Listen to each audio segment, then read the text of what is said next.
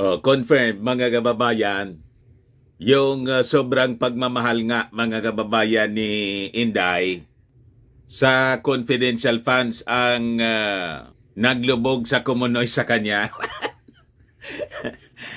Tama yung mga analysis natin po. Yan pa Sabi diyan, Okta, confidential funds, a likely factor in Sarah's third quarter ratings dip. Dahil talaga po sa paglunok. Nabulunan po si Inday ng confidential funds. Yun na nagpalubog sa kanya. You see? Ay, hindi na po ako nagsabi dyan, ha? Oo, gas kamay uli ako. Poncio Pilato. Sigurado kasi mga kababayan, magwawala na naman yung mga minions ni Inday. Yung mga DDS vloggers lalo na. But before kong ibigay sa inyo yung istorya, yung full story mga kababayan, click subscribe muna dito sa ating YouTube channel and hit the notification bell para lagi po kayong updated sa mga kaganapan dito sa ating bansa. Like and share na rin po ninyo ng ating video at wag na po ninyo na i-skip yung ating mga commercial ads para tuloy-tuloy lang ang pag-unlad ng confidential funds ng bagong Pilipinas. Ang nagsabi, mga kababayan, si Guido David, Okta Research Fellow Guido David. Yan po, So sabi niya, the discussions on confidential funds allocated for Vice President Sara Duterte were at their peak during the survey period, thus affecting her performance and trust ratings. Because sa inyo, mga analysis natin po, yun ang tama. Nauna tayo na nagpayag ng ating mga kuro-kuro, ng ating mga pananaw, ng ating mga analysis sa mga pangyayari po.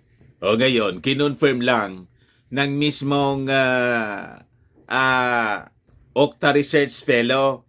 Sobra pong na-turn off yung mga mamamayang Filipino, lalo na nang sabihin ni Inday kung sino man niya yung kontra sa confidential funds ay kontra sa kapayapaan. At ang kontra niya sa kapayapaan ay kalaban ng bayan. Ayun, yung mismong statement na yon, yung nag-backfire sa kanya, bumuelta.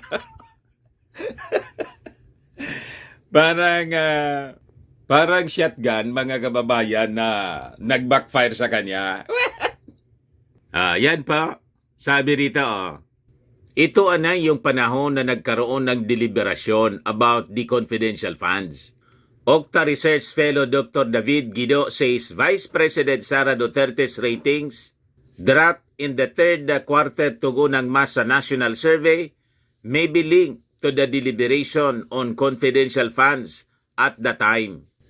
Duterte saw the biggest drop in the satisfaction ratings compared to other top government officials in all major areas in socio-economic groups in the survey conducted from September 30 to October 4. Her biggest drop, 16%, was in the Visayas and among adult Filipinos in Class E. Yung kanyang satisfaction rating fell by 22%. Sumakit yung ulo ni Inday. Bigas kasi po ng ulo, mga kababayan. At lalong na-turn off yung mga mamamayang Filipino nang umuwi siya sa Davao at nagpa-picture, kausap yung kanyang tatay na dati hindi sila magkasundo. Dahil sa confidential funds, mga kababayan, na parang binawian si Inday ng lollipop. Nagtantrum. Ayon, nagsumbong yata sa kanyang tatay. Biglang rumisbak yung tatay. Umatake sa Kongreso po. binagbakan yung Kongreso. Pinaliguan po si Martin Romualdez ng paninira. Nilabel po yung Congress na most corrupt. Ayun, hindi maniwala yung mga mamamayang Pilipino. Yung epekto mga kababayan kay Martin, napabuti po. Yung ratings po ni Martin Romualdez, tumaas ng 6%. Nagustuhan yung desisyon ng Congress. Happy yung mga congressmen po sa ginawa ni Maudigs. Sumikat lalo yung mga congressmen, oh. O, tingnan ninyo. Ang ganda ng smile ni Martin Romualdez, oh. Sabi diyan, speakers surge in ratings means public supports realignment of confidential funds. So, baliktad po, mga kababayan. Kung yung sabi ni Inday na yung kontra niya sa confidential funds ay kontra sa kapayapaan at ang kontra sa kapayapaan ay kalaban ng bayan, baliktad po yung naging response ng mga mamamayang Filipino. Nagustuhan nila, mga kababayan, yung naging aksyon ng Congress. Ayan mismo ang ebidensya po. Oh.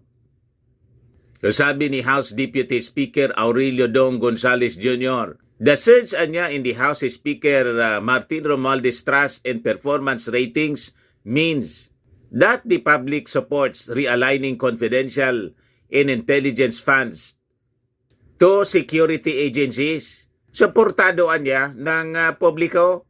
Yan niya yung malinaw. House Appropriations Committee Chairperson Saldico said that Romualdez trust ratings are climbing because of his unrelenting attitude towards legislative work. Sige lang niya yung trabaho ni Speaker Martin Romualdez. Undeterred po siya. Hindi siya apektado ng kung ano-ano mga atake sa kanya na pinakawalan mga kababayan ni Maudigs. Di lang niya pinapansin. Ganon. Yung ganong pag-uugali ni Martin Romualdez na kahalintulad ng ating Pangulong Bongbong, palibasa Ferdinand din po siya. Ferdinand Martin Romualdez. Yung dating Pangulong Apo Lakay, Ferdinand Idralin Marcos. Yung ating Pangulo ngayon, Ferdinand Bongbong Marcos. Yung susunod na malamang susunod na Pangulo, mga kababayan ng ating bansa, Ferdinand pa rin. So magiging tatlong Ferdinand po.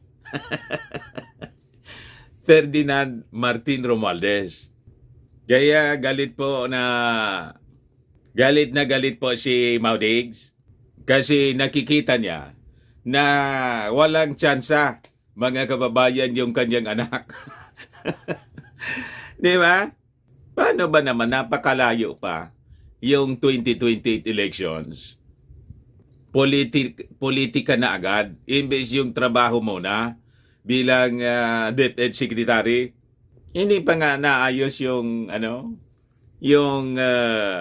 trabaho sa DepEd. Ang achievement din po sa DepEd, yung pagtanggal ng dikit.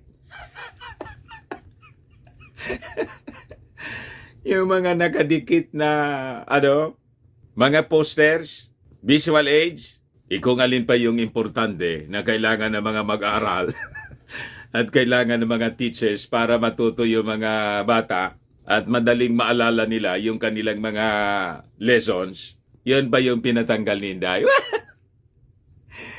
Sablay, mga kababayan. So malinaw yung public support.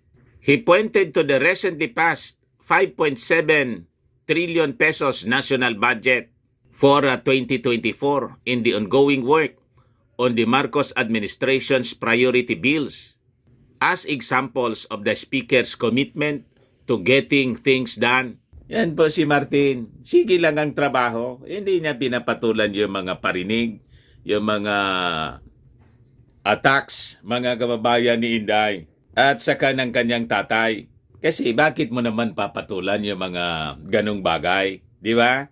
Childish. Tantrums nga eh.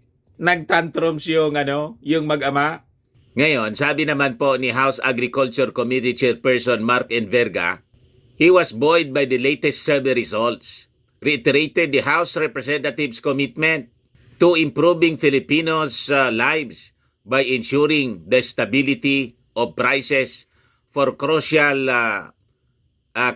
commodities, lalo na yung bigas at saka iba pang mga essential agricultural products. Yun mismo kasi yung tinututukan mga kababayan ni Martin Romualdez. Yung paghabol sa mga smugglers, pati yung raids po sa mga itinatagong bigas. Sumasama po si Martin. Yan ang leader na talagang desidido na tulungan yung ating Pangulong Bongbong Marcos. Palibasa, pinsan po, siyempre. Gusto niya na magtagumpay yung ating Pangulo. Kaya sabi dito sa balita ng Manila Times, drive versus hoarder seen behind rise in speakers rating. Kita ninyo, nagustuhan ng mga mamamayang Filipino ang pagiging action man ni Martin Romualdez. Sinisiguro niya yung mga batas na pinasa ng Kongreso ay naipapatupad ng maayos. Kaya sinosupervise niya pati yung implementation, lalo na dito po sa anti-smuggling laws. Kaya bumango si Martin Romualdez sa mga mamamayang Filipino. This is the first time na ang isang speaker, mga kababayan, is really a working speaker. Laging kasama ng ating Pangulong Bongbong. Ayan po. Diba? Diba niya yan si Tambalos-Los, Mr. Maravillas? Sabi ni Inday. Ito yung pogi na Tambalos-Los. O, di ba? At maganda yung gawain. O, sabi dyan, his stance against hoarders of basic goods and his decision on the controversial Confidential and Intelligence Fund could be behind the increase in the satisfaction rating of House Speaker Martin Romualdez. Sabi ng isang eksperto, the survey conducted from September 30 to October 4 showed Romualdez satisfaction rating increased by 6 points from 55% in July to 61%. Si Inday po, from 82% ng July, naging 70% na lang po. 12% yung inilubog mga kababayan ni Inday. So makikita ninyo, palapit ng palapit. 65% si ay 65, 61% si Martin, 70% si Inday. Pabagsak si Inday, pataas si Martin. That is 5 years before the presidential elections. 5 years pa po. So kung ganun ang momentum, mga kababayan, ganun ang direksyon na tinatahak, malamang sa mga susunod na taon or buwan, mapantayan na ni Martin Romualdez yung ratings ni Inday. And baka before the or just after the midterm election, baka malampasan na ni Martin si Inday. Di ba? Slowly but surely, pag ganyan ni Mr. Maravillas, pwedeng yung mga supporters ni Inday at pati si Inday ay mag-run amok na. Oramintado na po. Si Martin po, relax na relax. Oh. Kaya hindi na po kinikibo ni Inday. Dahil sa pagbawi ng confidential funds. Pero si Martin, remember po, siya yung nangampanya. Isa sa mga campaign managers po ni Inday, si Martin. Lumalabasan niya, Mr. Maravillas, walang utang na loob si Inday. Ganon na nga po. Pinasalamatan pa nga niya, mga kababayan, si Martin. Kasi daw, sumasalang na lang siya sa pag-speech. Yung pagkain niya, transportation, security. Lahat si Martin po. Pagkatapos biglang inaway. You see? So sabi dyan, Okta Research Scientist said, so sabi dyan mga kababayan, Okta Research Scientist said, the 12-point drop in the Vice President's rating may be related to CIF ng Vice Presidente na Secretary din ng DepEd. According to Professor Ranjit Rai of the Okta Research Group, the CIF was among the top issues when the survey was conducted. Confirm po, mga kababayan, na ang nagpalubog kay Inday yung sarili niya. Yung sarili niyang gawa. Siya man lang po. Kaya yung sinasabi niya na may threat sa unity, yun ang minsay niya ngayong undas. May threat niya, may banta sa unity sa ating bansa. Ang salarin po, silang mag-ama man lang. Kasi sila po ang malinaw na banat ng banat. And pinapatamaan po ni Inday yung mga makabayan pagkatapos yung buong kongreso. Kasi yung makabayan, umayon yung majority ng ating mga congressmen sa issue ng confidential funds. Yun ang pinapatamaan ni Inday na threat sa unity. Lalo't si Martin Romualdez, mga kababayan, siyempre siya yung may kontrol ng Kongreso. Pumabor, mga kababayan, na tanggalan ng confidential funds si Inday. Kaya yun ang sinasabi niya. Sabi dito sa balita, the decision of the party leaders of Congress to remove the confidential funds of civilian agencies was a plus factor for the Speaker. Rai also thinks that the Speaker's pursuit of onion hoarders and the series of inspections of rice warehouses in Bulacan could also be the reason why Romualdez performance rating significantly increased. Nagustuhan nila yung mga ginagawa ng speaker na talagang tumutulong po sa ating Pangulong BBM. BBM. Romualdez meanwhile credited his increased ratings in Okta's latest tugon ng masa survey to the dedication and teamwork of the members of the House of Representatives. So hindi lang siya, kundi ina-attribute, mga kababayan, sa buong Kongreso. Nagtrabaho yung buong Kongreso po. Sabi niya, these ratings niya are not just numbers. They mirror the dedication and teamwork of the hardworking members of the House. Sabi po ng Speaker. Every decision niya, every bill passed, is a result of our united efforts to serve the Filipino people. We view this feedback mechanism as essential guides. They help us align our legislative work with the needs and aspiration of the Filipinos. Romualdez pledged to use the insights from the survey to further enhance the House legislative agenda. So, ganon mga kababayan, hindi po credit grabber si Martin Romualdez. Nire-recognize niya yung efforts ng bawat miyembro ng Kongreso. Hindi lang yung siya dahil sa kanya. Kaya natuwa maging yung kanyang mga kasama dahil sa pagiging totoong leader ni Martin. Kaya sabi po ni Ace Barbers, yung mga congressmen sa Mindanao, sa Visayas, suportado si Martin. Hindi po si Maudigs. Sabi ni Ace Barbers, these things show that the Speaker Romualdez efforts throughout the past year and a half have not gone unnoticed and unappreciated. We are happy to see his hard work recognized. This gives us all the more reason to work harder for the benefit of Filipinos, sabi po ni Barbers. Diba? Yung mga congressmen po, isa lang si Barbers sa palabas ng ganyang statement po. Majority sa mga members ng Congress sa Visayas and Mindanao, pati sa Luzon, ay sumusuporta po sa ginagawa ng speaker. Ayos? Ayan man lang po. Baka lang gusto niyo po itong itry. Firmax Firming and Lifting Cream. Pinapahid po sa mga pulses in affected area. Mainam po sa paninigas na mga kaso-kasoan. Ito naman po, Automax Radiant Serum. Anti-aging po siya. Sa mukha naman yung application. You will look 10 years younger than your age. Sa mga cancer patients naman po, try ninyo itong Nengxia Red Mix Fruit Drink.